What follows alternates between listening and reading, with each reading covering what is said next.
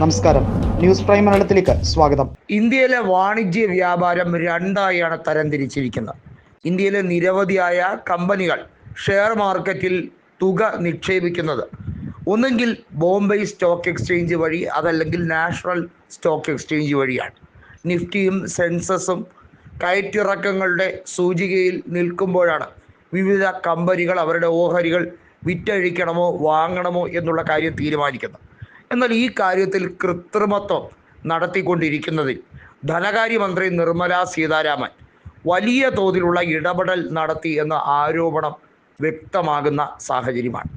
ഒരുപക്ഷെ പ്രതിപക്ഷം ഏറ്റവും കൂടുതൽ കടന്നാക്രമിച്ചത് ഇലക്ട്രൽ ബോണ്ടുമായി ബന്ധപ്പെട്ട കാര്യത്തിലും അതുപോലെ തന്നെ വിദേശ നിഴൽ കമ്പനികളിൽ മുൻപ് സെബിയുടെ ചെയർപേഴ്സണായിരുന്ന മാധവി പുരിബുച്ച് നടത്തിയ ഇൻവെസ്റ്റ്മെൻറ്റുമായി ബന്ധപ്പെട്ട കാര്യത്തിലുമായിരുന്നു. ഒന്ന് ആലോചിക്കണം, പ്രൈവറ്റ് സെക്ടറിൽ നിന്നും നേരെ സ്റ്റോക്ക് എക്സ്ചേഞ്ച് ബോർഡിൻ്റെ അധ്യക്ഷയായ വ്യക്തിയാണ് മാധവി പുരിബുച്ച്. അവർക്ക് സ്വാർത്ഥ താല്പര്യങ്ങൾ പലതും ഉണ്ടായിരുന്നു.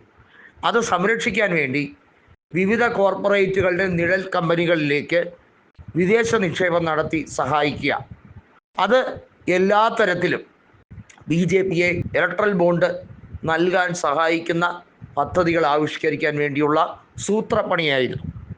വിവിധ കമ്പനികൾ ഇലക്ട്രൽ ബോണ്ട് BJP ഇഷ്യൂ ചെയ്യുന്നത് വാങ്ങുക എന്നുള്ളതാണ് അവരുടെ ലക്ഷ്യം. അതുവഴി വാസ്തവത്തിൽ എങ്ങനെയാണോ സംഭാവന സ്വീകരിക്കുന്നത് അതുപോലെ BJPയുടെ അക്കൗണ്ടിലേക്ക് ശതകോടികൾ ചുരുങ്ങിയ കാലഘട്ടം കൊണ്ട് തന്നെ നിറയും. ഇന്ന് BJPയുടെ ആസ്തി എന്ന് പറയുന്നത് ചിന്തിക്കാൻ പോലും കഴിയാത്ത രീതിയിലുള്ള തോതാണ്. ഇത് പല രീതിയിലും പബ്ലിക് സെക്ടറുകൾ, പൊതുമേഖലാ സ്ഥാപനങ്ങൾ വിറ്റഴിക്കുമ്പോൾ കമ്മീഷൻ തുകയായി അടിച്ചെടുക്കുന്നത് തന്നെയാണ് എന്നുള്ളതിന് ലവലേശം സംശയമില്ല.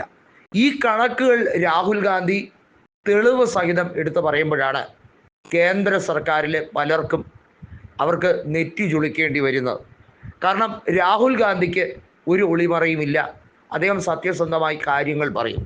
എന്നാൽ അദ്ദേഹത്തിൻ്റെ ജീവിതം നിഗൂഢമാണെന്നും അദ്ദേഹം ഒരു ഇന്ത്യൻ പൗരനേ അല്ല എന്നും അദ്ദേഹത്തിന് ഇന്ത്യയിൽ ജീവിക്കാനുള്ള യോഗ്യത പോലുമില്ല എന്നും അദ്ദേഹം ഇന്ത്യയുടെ സുരക്ഷയ്ക്ക് ഭീഷണിയാണെന്നും പറഞ്ഞ് ആഭ്യന്തരമന്ത്രിയായ അമിത്ഷാ കയറ് പൊട്ടിക്കുന്നു.